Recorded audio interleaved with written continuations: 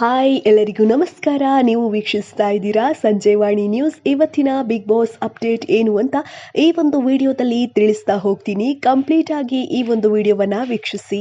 ವೀಕ್ಷಕರೇ, ಚೈತ್ರಾ ಕುಂದಾಪುರ ಅವರು big boss ಮನೆಯಿಂದ ಆಚೆ ಬಂದಿದ್ದಾರೆ ಎನ್ನುವಂತಹ ಮಾಹಿತಿ ನಿಮಗೆ ಈಗಾಗಲೇ ತಿಳಿದಿರಬಹುದು. ಇದರ ಬಗ್ಗೆ ಇವತ್ತು ಅಸಲಿ ಸತ್ಯ ಏನು ಅಂತ ತಿಳಿಸ್ತಾ ಬರ್ತೀನಿ. ಕಂಪ್ಲೀಟ್ ಆಗಿ ಈ ಒಂದು ವಿಡಿಯೋವನ್ನ ವೀಕ್ಷಿಸಿ. ವೀಕ್ಷಕರೇ, ಚೈತ್ರಾ ಕುಂದಾಪುರ ಅವರು ಬಿಗ್ ಬಾಸ್ ಮನೆಗೆ ಎಂಟ್ರಿ ಕೊಡುವುದಕ್ಕೆ ಮುಂಚೆ ಇವರು ಹಿಂದುತ್ವ ಎನ್ನುವ ವಿಚಾರಕ್ಕೆ ಸದಾ ಸುದ್ದಿಯಲ್ಲಿದ್ದವರು. ಸಾಕಷ್ಟು ವಿವಾದಗಳಿಗೂ ಕೂಡ ಸಿಲುಕಿದ್ದವರು. ಇದು ನಿಮಗೆ ತಿಳಿದೇ ಇದೆ. ಇವರು ತನ್ನ ಪ್ರಖರವಾದ ಭಾಷಣದ ಮೂಲಕ ಜನರ ಮನಸ್ಸನ್ನ ಗೆದ್ದವರು. ಬಿಗ್ ಬಾಸ್ ಎಂಬ ಅವಕಾಶವನ್ನ ಪಡೆದುಕೊಂಡು ಬಿಗ್ ಬಾಸ್ ಮನೆಯನ್ನ ಎಂಟ್ರಿ ಆಗಿದ್ದಾರೆ. ಇನ್ನು ಕಳೆದ ಕೆಲವು ದಿನಗಳ ಹಿಂದೆಯಷ್ಟೇ ಅನಿರೀಕ್ಷಿತ ಬೆಳವಣಿಗೆಯೊಂದು ಶೋಭಾ ಶೆಟ್ಟಿ ಅವರು ಅರ್ಧದಲ್ಲಿಯೇ ಆಚೆ ಬಂದಿದ್ರು. ಅಂದ್ರೆ ಶೋಭಾ ಶೆಟ್ಟಿ ಅವರು ಅರ್ಧದಲ್ಲಿಯೇ ಶೋ ಮುಗಿಸ್ಕೊಂಡು ಬಂದಿದ್ರು. ಅನಾರೋಗ್ಯ ಕಾರಣ ಕೊಟ್ಟ ನಂತರ ಸ್ವತಃ ಅವರೇ ಆಚೆ ಹೋಗುವುದಾಗಿ ಹೇಳಿಕೊಂಡಿದ್ರು.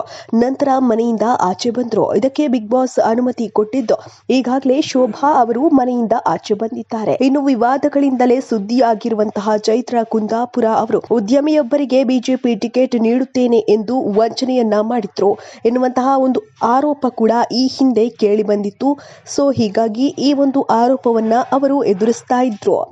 ಇನ್ನು ಬೈಂದೂರಿನ ಉದ್ಯಮಿ ಗೋವಿಂದ ಬಾಬು ಪೂಜಾರಿಗೆ ಬಿಜೆಪಿ ಎಂಎಲ್ಎ ಟಿಕೆಟ್ ಕೊಡಿಸುವುದಾಗಿ ನಂಬಿಸಿ 5 ಕೋಟಿ ರೂಪಾಯಿ ಪಡೆದು ವಂಚಿಸಿದ್ರು ಎನ್ನುವಂತಹ ಆರೋಪದಲ್ಲಿ ಜೈಲು ಸೇರಿದಂತಹ ಬಳಿಕ ಜಾಮೀನು ಪಡೆದು ಆಚೆ ಬಂದಿದ್ರು. ಈ ಪ್ರಕರಣ ರಾಜ್ಯದಲ್ಲಿ ಸದ್ದು ಮಾಡಿತ್ತು.